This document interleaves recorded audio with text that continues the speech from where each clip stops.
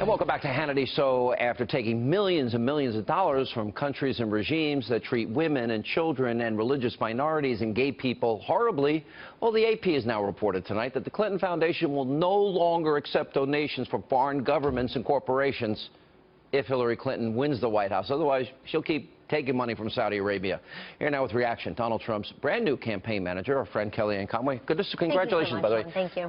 We've been friends a long time. I know how hard you've been working on the campaign. All right.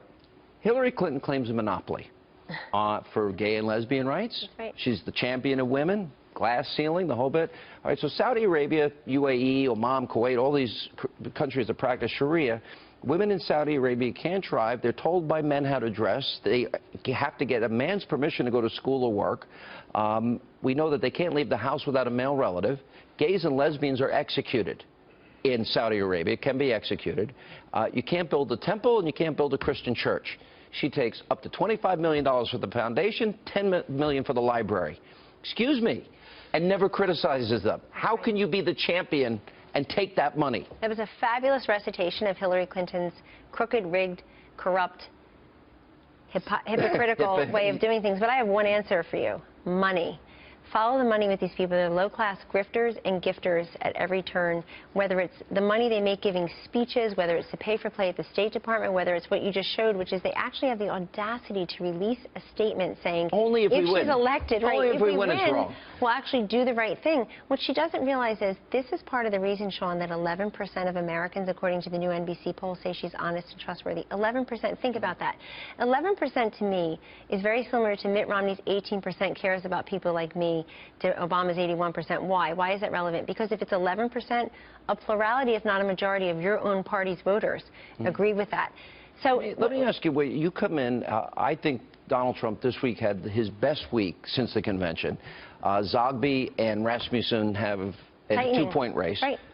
It's 0.6 in the LA Times.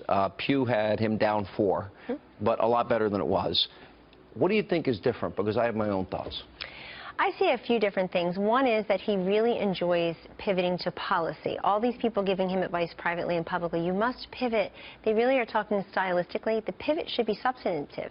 If Hillary Clinton is going to talk about Donald Trump, we're going to talk about the issues. What do you think is going to help create jobs? By the way, you're the new campaign manager, and wait a minute, you're a woman the last time I checked, and we've been friends for 20 years. We have been a woman the whole time. Yeah, the whole time. That's well, amazing. I did want to make the point to you that you actually, because it's very sad the way women are treated in those countries where the Clintons have profited enormously. She's never criticized these countries. She doesn't criticize them, but I'd like to point out that's her view of women around the world. Donald Trump's view of women is he just promoted a woman to be his campaign manager. First, I'm told, first campaign manager for a Republican presidential candidate. Isn't this just expanding out the campaign? I've been reading the media, and you've been working on the campaign, and I know Bannon has been, I guess, to a certain extent, you know, helping.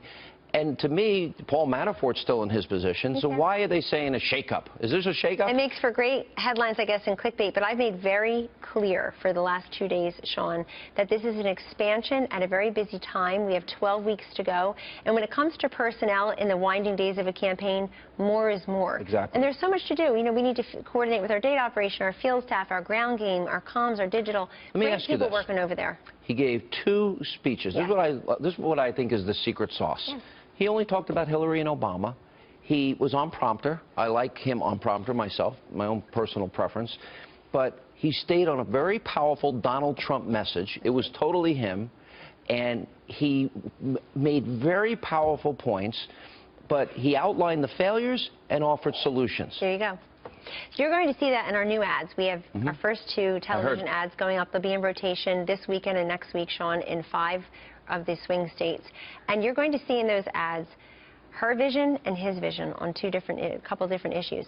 That's really the way to play this. This is a very simple election if you boil it down. I agree. Listen, you know, it's change is choice. It's more the same. Supreme Court, energy. Right. It's immigration, the wall. It's rebuilding the military or not. Education, top down or goes back to the states. Protecting the Second Amendment.